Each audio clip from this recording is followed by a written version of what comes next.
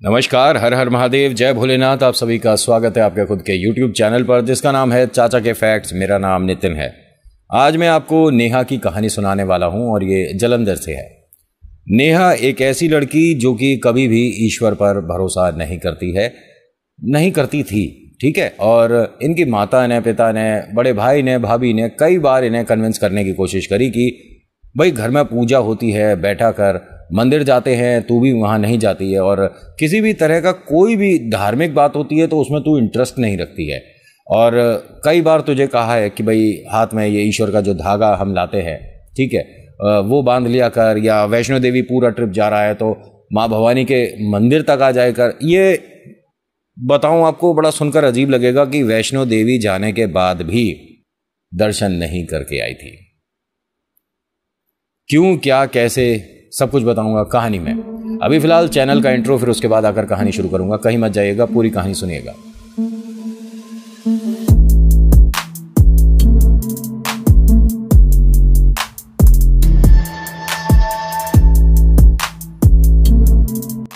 कहानी शुरू करने से पहले एक रिक्वेस्ट कि अगर पसंद आती है तो प्लीज़ लाइक करिए, शेयर करिए, और अगर आपके पास भी कोई ऐसा अनुभव है तो मुझे मैसेज करिए, क्योंकि ये वो कहानी है, रियल स्टोरीज है जो कि आप ही मुझे भेजते हो और मैं यहाँ सुनाता हूँ।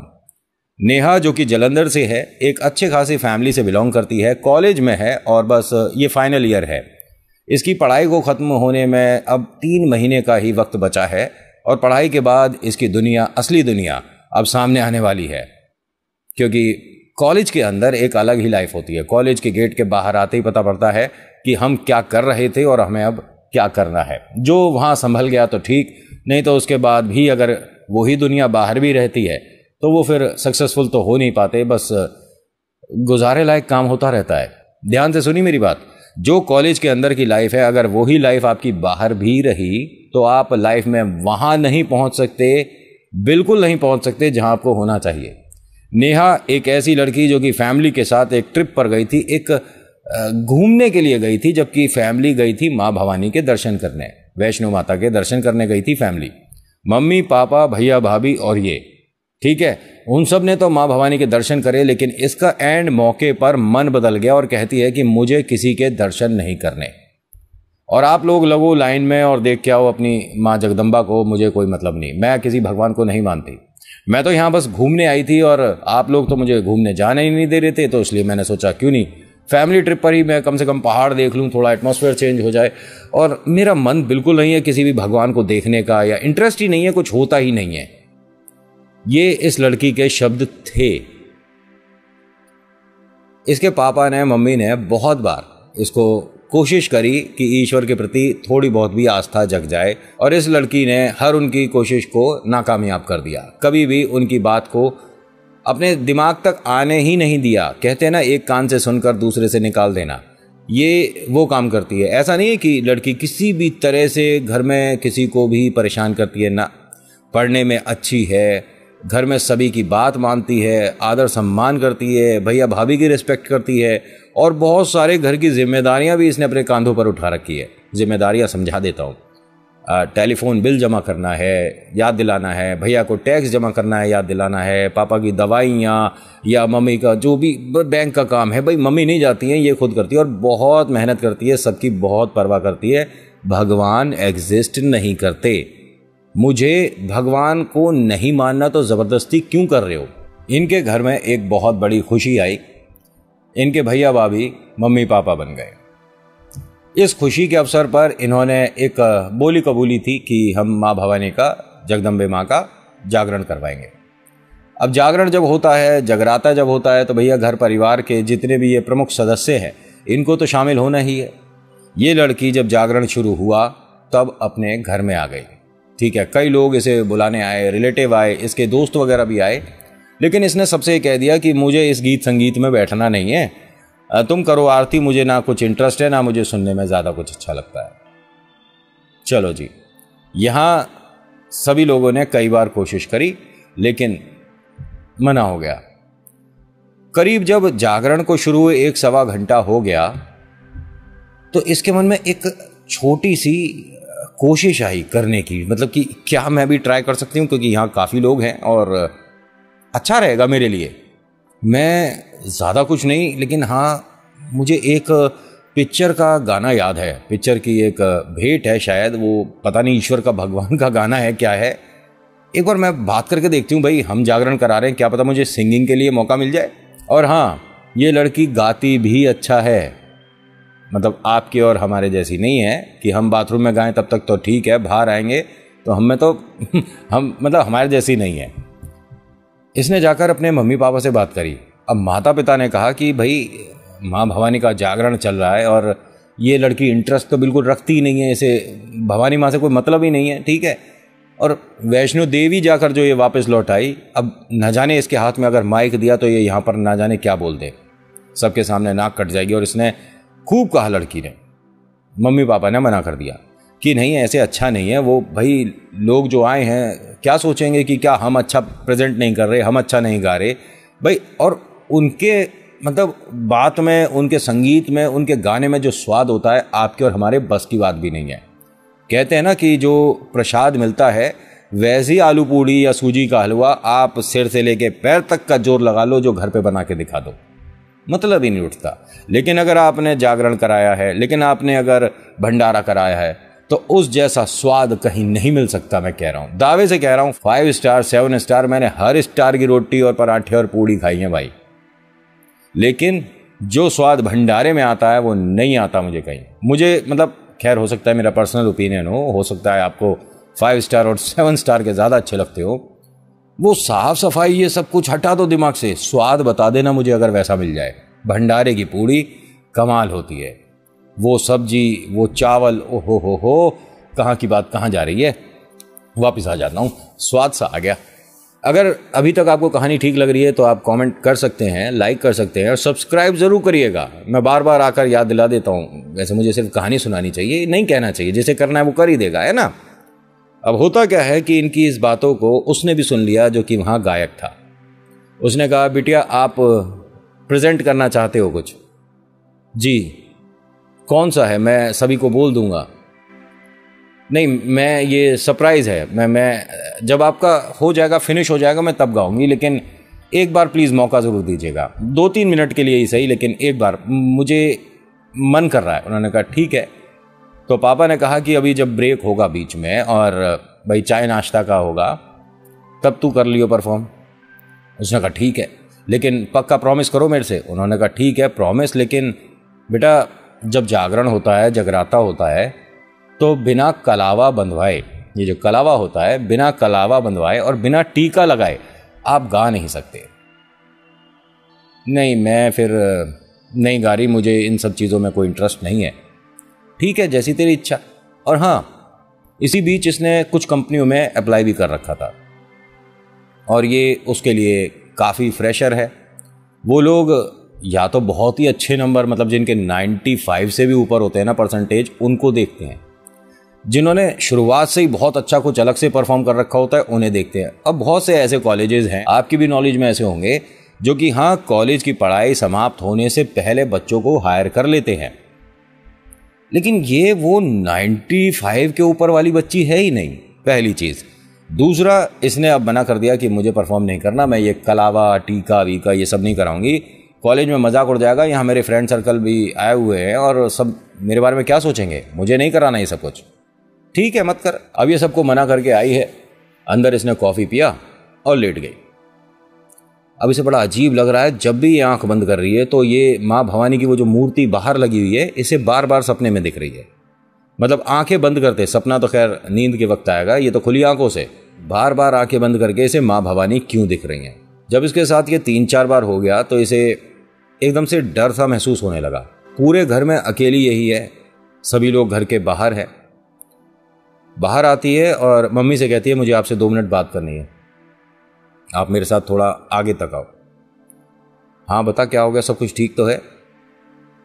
मुझे परफॉर्म नहीं करना है वो बात अलग, लेकिन मुझे ये जो तुम्हारी माता की मूर्ति है ना, ये दिख रही है मुझे।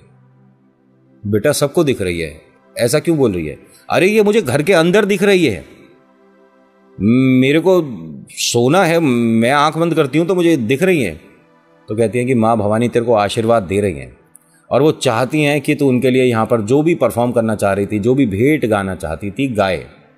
सिर्फ एक कलावा बंधवा ले, अंदर जाके उसे खोल दी और टीका पहुंच दी, क्या दिक्कत है?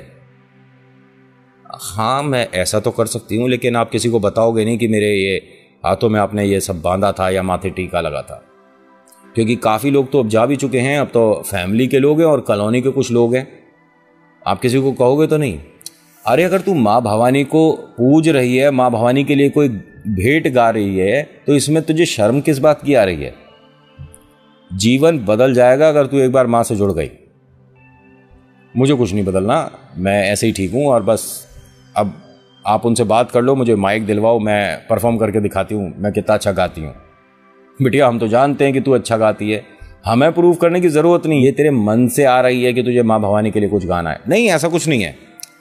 मैं जानती ही नहीं हूँ, बस ये आपने एक ओकेशन रखा है, भैया भाभी के लाइफ में इतनी अच्छी खुशी आई है, इस न्यू बॉर्न के लिए मान लीजिए कि मैं एक गाना प्रेजेंट करना चाहती हूँ। अब परमिशन मिल गई। सभी लोग ये मानिए कि अपने नाश्ता पानी को छोड़कर इसकी परफॉर्मेंस देखने आ गए कि बिटिया कुछ परफॉर्म करने आ रही है। अब ध्यान से सुनना ये वाली बात, जो इन्होंने मुझे जैसा बताया वो मैं आपको बता रहा हूं। ये स्टेज पर आई है तो जो लोग परफॉर्म कर रहे थे वो सब भी नाश्ते वगैरह के लिए। अब यहाँ पर 2 व्यक्ति आए, उन्होंने बिटिया को इशारा करा कि आप गाना शुरू करिए, मैं ड्रम प्ले करूंगा और ये बराबर वाला पियानो प्ले करेगा। अब ये तैयार है, स्टेज पर है, पीछे माँ भवानी की मूर्ति है, इधर महादेव हैं, इधर बालाजी हैं और बहुत प्यारा दरबार सजा हुआ है। ध्यान से सुनिएगा। अब ये स्टेज पर बिल्कुल सामने है और पीछे यहाँ माँ की जो ज्योत है, जो अग्नि है प्रज्वलित कर रखी है, वो जल रही है। ये गाना भूल गई, इसे लाइन ही याद नहीं आ रही कि मैं क्या परफॉर्म करने आई थी। सभी लोगों के चेहरे देखकर न जाने कैसे मन में डर आया। अब उसने, ड्रम वाले ने थोड़ा सा ड्रम शुरू करा, प्ले करा कि थोड़ा सा एक स्टार्ट मिल जाए। पियानो वाले ने भी थोड़ा सा पियानो बजाया, सब कुछ ठीक चल रहा था, लेकिन इसके आवाज़ नहीं निकली। जब तकरीबन 30-35 सेकंड बीत गए और पिता ने कहा कि बिटिया, अगर शायद तेरा मन नहीं है तो आ जा स्टेज से, कोई बात नहीं, हो जाता है कभी कभी। तो इसे बहुत क्लियर आवाज आई है, गुड़िया शुरू कर, ठीक है। और इसके सिर पर किसी ने ऐसे हाथ फेरा है और ये एकदम पलट गई। इसके हाथ से माइक छूटा है और ये एकदम उन्हें देखने लग गई, माँ भवानी को। और ये एकदम से स्टेज पर चढ़ गई और माँ भवानी के कभी इर्द गिर्द देखने लग गई, भोलेनाथ के तरफ, कि अभी यहाँ स्टेज पर था कौन, स्टेज पर कौन था, ये बताइए मुझे। अब सब लोग एक दूसरे की शक्ल देख रहे हैं कि क्या हुआ इसे, स्टेज पर तो ये ही खड़ी है और कोई पीछे है नहीं। और इस गुड़िया ने तकरीबन 5-6 मिनट पूरा स्टेज ढूंढा इधर उधर, मतलब कि कौन था जिसने इस तरह से मेरे सिर पर हाथ फेरा है। समझ नहीं आया इसे। अपने मम्मी पापा से कहती है, इसकी आंखों से एकदम आंसू निकलने लग गए, इसे समझ नहीं आ रहा कि यह हुआ क्या था। वहां पंडित जी थे, उन्होंने कहा कि बिटिया, सबसे पहली चीज कि जो तू कह रही है वो झूठ नहीं है। वो हो सकता है कि माँ भवानी का तेरे को हल्का सा एहसास हो गया है, मैया की कृपा है बेटा तुझ पर। और ये होता है जागरण में, जगराते में ऐसा कभी कभी हो जाता है। हमें महसूस जो होता है वो कभी कभी सिर्फ हमारा वहम नहीं होता, कभी कभी असलियत होती है, सच्चाई होती है। मैं आपको बता चुका हूं कि अगर जागरण होता है तो जगराते के ठीक पीछे जो प्रेत हैं, माँ भवानी के डर से करवट बदलते हैं, छोड़ देते हैं जगह। इसीलिए जागरण में कभी भी उठकर पंडाल के पीछे नहीं जाना चाहिए। आप सामने रहते हैं, फ्रंट में रहिए, जहां से आप माँ भवानी को देख सकते हैं वहां तक रहिए, पंडाल के पीछे नहीं। इसे संभलने में आधा पौना घंटा लग गया। इसने उसके बाद भेंट गाई है, ठीक है। और आप यकीन नहीं करोगे, सुबह जब तक प्रसाद वितरण नहीं हुआ, इसने उनका सभी का भरपूर साथ दिया है। एक के बाद एक भजन, एक के बाद एक भेंट और एक के बाद एक कहानियां, जो कमाल हो रहा था। घर वाले ये सोच रहे थे कि जागरण तो हमने इसलिए कराया था कि हमने बोल रखा था, हमारे बेटा बेटी की बहू, मतलब उनकी ज़िंदगी में इतनी बड़ी खुशी आई है, बहुत ही अच्छा माहौल है, उसलिए कराया था। लेकिन आज जो माहौल बदलता देख रहे हैं, मानिए जागरण संपन्न हो गया। उस दिन इस बिटिया का मन बदल गया, पता नहीं कैसे क्या हुआ, लेकिन तब से आज तक हर 2 महीने में ये वैष्णो देवी जाती है, हर 2 महीने में। मैंने जैसे आपको बताया था कि कुछ वक्त है अभी पढ़ाई पूरी होने में, लेकिन इसके पास उन सभी कंपनियों से ऑफर आ चुके हैं। माता पिता ने कहा कि बिटिया तेरे पर माँ भवानी का हाथ है, जौन सी तू कंपनी सोचेगी तेरे लिए ठीक है, वो वास्तव में आगे चल के ठीक रहेगी। और आज ये उन बिटियाओं में से है जिस पर माँ भवानी का वास्तव में हाथ है। और एक छोटी सी बात बताऊं, वैसे कहानी यहाँ पर पूरी हो गई। बहुत से लोग मुझसे पूछते हैं कि मैं जैसे कि लड़की हूँ, क्या मैं हनुमान चालीसा पढ़ सकती हूँ? क्यों नहीं पढ़ सकते? एक बात मुझे बताओ, आपके पास कौन सा बड़ा कारण है कि आप हनुमान चालीसा नहीं कर सकते? आप ईश्वर की पूजा कर रहे हो, भगवान हैं, और हनुमान जी सभी के लिए बराबर हैं। आप तो बेटा बेटी लड़का लड़की कर रहे हो, मैं तो हर धर्म के बारे में बोलता हूं। किसी भी धर्म का व्यक्ति कभी भी हनुमान चालीसा पढ़ सकता है। और आपके मन में अगर भय है भूत प्रेत आत्माओं को लेकर, तो 101% पढ़ना शुरू कर दो। मैं ये नहीं कहता कि आपके ईश्वर चमत्कार नहीं करते, बिल्कुल करते हैं। आपके जो गॉड हैं, आपके जो भगवान हैं, आप किसी भी धर्म के हो, किसी भी रिलीजन के हो, आपके भगवान बहुत अच्छे हैं, ठीक है, मैं उनको सर्वप्रथम मानता हूं। लेकिन जो हमारे हनुमान जी हैं ना, इनकी स्पेशलिटी मान लीजिए। आपकी जिंदगी में से नकारात्मक ऊर्जा जो है ना, वो इनके प्रवेश होते ही भाग लेगी। मैं उतना विद्वान नहीं, मैं उतना ज्ञानी नहीं कि मैं आपको अच्छे से समझा पाऊं कि क्या महत्व है। बस ये मानिए बहुत है। बालाजी मतलब आपकी लाइफ में 3 प्रॉब्लम है। पहला, पैसों को लेकर कोई भी तंगी है, समस्या है, हनुमान चालीसा शुरू कर दो, आपको फर्क दिखेगा। दूसरा, आपको शारीरिक कोई समस्या है, कोई आपको लगता है थकान है, हम बीमार हैं, स्ट्रेस ज़्यादा रहती है, ठीक है, और थोड़ा सा डिप्रेशन है, हनुमान चालीसा शुरू कर दो। तीसरा, मुझे यहाँ जाने में डर लगता है, और डर पता है 2 वजह से होता है। पहला कि हम उस जगह से कंफर्टेबल नहीं है, हमें अपने ऑफिस में ही जाने में डर लगता है। ऐसा नहीं कि भूत प्रेत वाला डर ना, बाकी लोगों में आने में ना मुझे संकोच होता है कि मैं इन जैसा नहीं हूं, इसलिए मेरे मन में डर है। यानी आप अपने आप को थोड़ा उनसे कम समझते हो कि मैं उनसे कम अच्छा हूं। वो पढ़े लिखे अच्छे हैं, वो इंग्लिश अच्छा बोलते हैं, वो कपड़े अच्छे पहनते हैं, उनके पास बड़ी गाड़ी है। अरे हटाओ सब, हनुमान चालीसा शुरू करो। अगर वो लोग भी आपसे डाउन ना दिखें, आप तो अब हो गए ही हो गए, वो आपको डाउन दिखेंगे फ्यूचर में। उनके लिए आप बुरा नहीं कर रहे हो, वो तो वहां हैं, कामयाब हैं, अच्छे हैं, आप ज्यादा कामयाब हो जाओगे। और एक डर होता है प्रेत वाला, ये तो ऐसे निकल जाता है, ऐसे। मुझे भेजो, आप कहां भेजते हो? जहां मर्जी भेजो। मेरे साथ बालाजी जाते हैं, मेरे साथ महादेव हैं। मैं बहुत बड़ाई नहीं करता, लेकिन ईश्वर पर जिस दिन आपने भरोसा करा, आस्था आपकी एकदम दृढ़ मजबूत रही, तो नेगेटिविटी बाहर हो जाएगी मेरे भाई। तो आज की कहानी में इतना ही। आज की कहानी आपको कैसी लगी मुझे बताएगा ज़रूर। अच्छी लगी तो प्लीज़ लाइक करिए, शेयर करिए, कमेंट में लिखिएगा जय माँ भवानी, आपका नाम आपकी जगह। हर बार कहता हूँ ईश्वर पर भरोसा करो, चमत्कार होने शुरू हो जाएंगे। कब, कैसे, कहाँ, ये सब ईश्वर जानते हैं, आप और हम तो बस माध्यम है। So thank you so much for watching. मेरा नाम नितिन है, मुलाकात करूंगा आपसे एक अगली वीडियो में। हर हर महादेव, जय भोलेनाथ, धन्यवाद।